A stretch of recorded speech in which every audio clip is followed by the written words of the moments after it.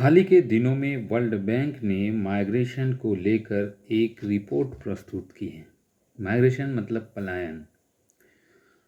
अच्छी जिंदगी के चाहत में लोग एक देश से दूसरे देश पलायन करते हैं, एक शहर से दूसरे शहर में जाते हैं और एक गांव से दूसरे शहर में। तो दुनिया भर में इसका क्या ट्रेंड है, ऐसा क्यों होता है, इस पर एक रिपोर्ट पेश की गई है। दुनिया में जितने विकसित देश हैं उनमें एक बात कॉमन है कि वह दूसरे देशों से आए प्रतिभा का खुले दिल से स्वागत करते हैं, चाहे वह सिंगापुर हो, अमेरिका, ब्रिटेन, जर्मनी और जापान क्यों ना। इस रिपोर्ट में ये बताया गया है कि गंतव्य देश यानी जहां लोग जा रहे हैं अच्छी जिंदगी की तलाश में, वैसे देशों में उस देश को सबसे ज़्यादा लाभ उस स्थिति में होती है जब प्रवासी लोगों के स्किल और गुण गंतव्य देश की ज़रूरतों से मेल खाते हैं। यानी आप जहाँ जा रहे हैं वहाँ आपकी स्किल की डिमांड है। दूसरी बात, जो बड़ी बात है, वो बताई गई है कि ऑस्ट्रेलिया की 30% आबादी प्रवासी मूल के लोग हैं। ऑस्ट्रेलिया के पास मार्केट ड्रिवन इमिग्रेशन पॉलिसी है, मतलब बाजार की ज़रूरतों के हिसाब से वह प्रवासियों को अपने देश में एंट्री देता है। जिस स्किल सेट या व्यवसाय की सबसे ज़्यादा ज़रूरत है उस हिसाब से वह लोगों को एंट्री देता है। अमेरिका का हर तीसरा डॉक्टर किसी दूसरे देश से आए प्रवासी हैं।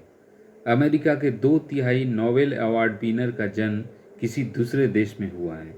जब भी हाई स्किल्ड प्रवासी उच्च उत्पादकता वाले होते हैं और वे निम्न स्तर के स्किल से लेस लोगों के लिए अवसर प्रदान करते हैं। Economic corporation and development OECD के 18 सदस्य देशों में 27% डॉक्टर और 16% नर्सें प्रवासी हैं।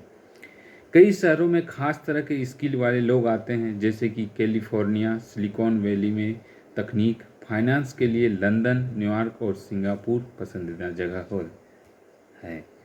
प्रत्येक देश अपनी आर्थिक ज़रूरतों के हिसाब से इमिग्रेशन पॉलिसी तय करती है।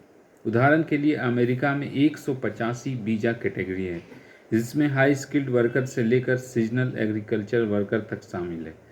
यहाँ तक मानवीय आधार पर अस्थायी तौर पर निवास करने के लिए भी एक कैटेगरी शामिल है, जैसे कोई परिवार का सदस्य वहाँ रह गया हो या शरणार्थी हो या फिर ह्यूमन ट्रैफिकिंग के शिकार लोगों के लिए अलग वीज़ा है।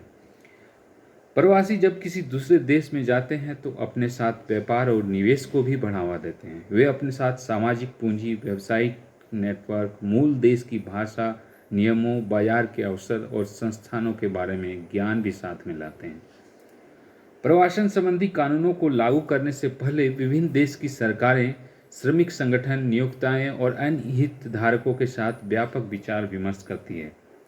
उच्च शिक्षा प्राप्त करने वाले 50% प्रवासी सिर्फ 4 देशों में रहते हैं। इन 4 देशों में अमेरिका, यूनाइटेड किंगडम, कनाडा और ऑस्ट्रेलिया शामिल है। 50% साइंस, इंजीनियरिंग, मैथ्स और तकनीक में डॉक्टरेट डिग्री हासिल करने वाले प्रवासी अमेरिका और कनाडा में रहते हैं।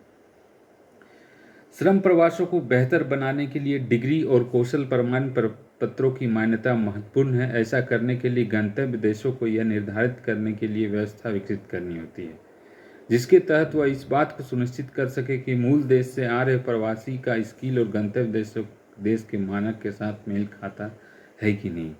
छात्र वीज़ा एक वैकल्पिक तरीका हो सकता है, जहां आप दूसरे देश के प्रतिभाओं को आवश्यक स्किल सीखने का मौका देते हैं।